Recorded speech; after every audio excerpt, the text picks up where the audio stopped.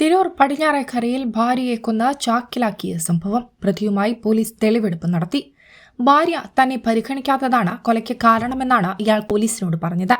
പുറത്തൂർ പടിഞ്ഞാറേക്കര അമ്പലപ്പടിയിൽ അണ്ടിപ്പാട്ട് 37 വയസ്സുള്ള ഫൗസിയെ കൊലപ്പെടുത്തിയ സംഭവത്തിലാണ് പ്രതിയായ ഭർത്താവ് ഹുസൈനെ പോലീസ് സംഭവസ്ഥലത്തെത്തിച്ച് തെളിവെടുപ്പ് നടത്തിയത്. പ്രതിക്കെതിരെ ശക്തമായ ജനരോക്ഷമുണ്ടായി. ആദ്യം കടലോരത്തും പിന്നീട് പുഴയോരത്തും വീട്ടിലും തെളിവെടുപ്പ് നടത്തി. ബുധനാഴ്ച രാത്രി 1 മണിക്കാണ് കടപ്പുറത്തടിഞ്ഞ മീൻ വാരിയെടുക്കാനെന്ന് പറഞ്ഞ് കിടന്നുറങ്ങുകയായിരുന്ന ഭാര്യ ഫൗസിയയെ വിളിച്ചുണർത്തി കൊണ്ടുപോയത്.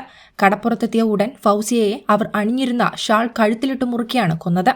കഴുത്തിൽ ഷാൾ മുറുക്കിയപ്പോൾ കരഞ്ഞതോടെ വായ പൊത്തിപ്പിടിച്ചു കഴുത്തു ഞെരിച്ചു. പിന്നീട് സമീപത്തെ പ്ലാസ്റ്റിക് കുപ്പികൾ വാരിക്കൂട്ടാൻ വെച്ച് പ്ലാസ്റ്റിക് ചാക്കിലേക്ക് മൃതദേഹം കുത്തിക്കയറ്റുകയായിരുന്നു.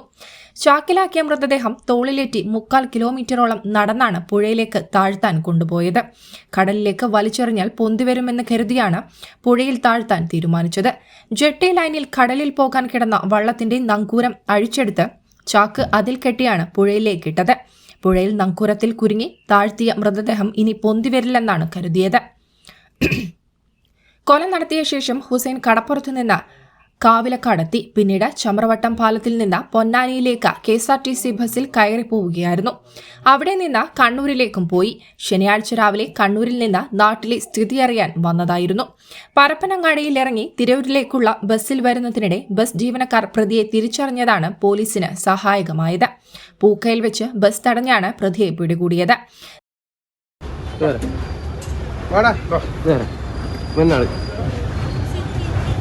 എന്ത് വിചാരിച്ച് ഒരാളെ കൊന്നിട്ട് പോകുന്നല്ലേ? അതിന്റെ മോനെ പോല സാറേ, ഒരു 2 അടി ഞങ്ങൾ അടിച്ചോട്ടെ, ഒരു 2 അടി ഞങ്ങൾ അടിച്ചോട്ടെ. സാറേ, ഒരു 2 അടി എല്ലാം, ഒരു 2 അടി ഞങ്ങൾ അടിച്ചോട്ടെ. അല്ലേ സാറേ, അവര് ഇതിങ്ങനെ കൊന്നിട്ട് അവൻ എങ്ങോട്ട് പോകുന്ന വിചാരിച്ചേ? സാറേ, ഒരു അടിക്ക് ഒരു അടി സാറേ, ഒരു അടി സാറേ, ഒരു അടി സാറേ, കൊന്നിട്ട് എങ്ങോട്ട് കൊണ്ടുപോയി, എല്ലാം എങ്ങോട്ട് കൊണ്ടുപോയി സാറേ?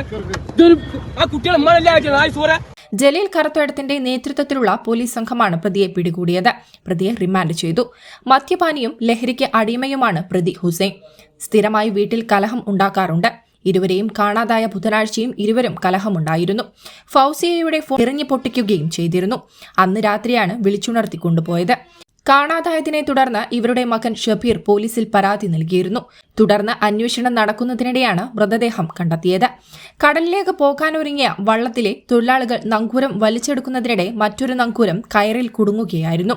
ഇത് വലിച്ചെടുത്തപ്പോഴാണ് ചാക്കുകെട്ട് കണ്ടത്. സംശയം തോന്നി പോലീസിൽ അറിയിച്ചതിനെ തുടർന്ന് നടത്തിയ പരിശോധനയിലാണ് മൃതദേഹം കണ്ടെത്തിയത്. News desk, Tirurangadi today. ഓണനാളുകളെ ഐശ്വര്യപൂർണ്ണമാക്കാൻ തൂബ ജ്വല്ലറി ഒരുക്കുന്നു മംഗല്യോണം. ഇനി സ്വർണ്ണാഭരണങ്ങൾ സ്വന്തമാക്കാം ഏറ്റവും കുറഞ്ഞ പണിക്കൂലിയിൽ. പണിക്കൂലി വെറും 2.5% മുതൽ. ഓരോ പർച്ചേസിനൊപ്പവും ഉറപ്പായ സമ്മാനങ്ങൾ. കൂടാതെ സ്വർണോത്സവത്തിന്റെ ഭാഗമായി 1ാം സമ്മാനമായി ബലേനോ കാർ സ്വന്തമാക്കൂ. നറുക്കെടുപ്പിലൂടെ മറ്റനവധി സമ്മാനങ്ങളും. ഓഫറുകൾ ഓഗസ്റ്റ് 1 മുതൽ ഒക്ടോബർ 31 വരെ മാത്രം. ഇന്നു തന്നെ നമ്മുടെ തൂബ ജ്വല്ലറി സന്ദർശിക്കൂ.